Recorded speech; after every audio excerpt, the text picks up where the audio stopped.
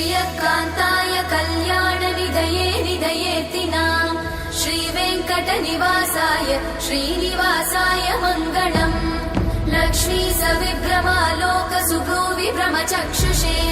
चक्षुषे सर्वलोकानां वेङ्कटेशाय मङ्गलम् श्रीवेङ्कटाद्रिशृङ्गाग्रमङ्गलाभरणाङ्गये मङ्गलानां निवासाय श्रीनिवासाय मङ्गलम् सर्वावयव सौन्दर्य सम्पदा सर्वचेतसां सदा सम्मोहनायास्तु वेङ्कटेशाय मङ्गलम् नित्याय निरवध्याय सत्यानन्दचिदात्मने सर्वान्तरात्मने श्रीमद् वेङ्कटेशाय मङ्गलम् स्वतः सर्वविदे सर्वशक्तये सर्वशेषिने सुलभाय सुशीलाय वेङ्कटेशाय मङ्गलम्।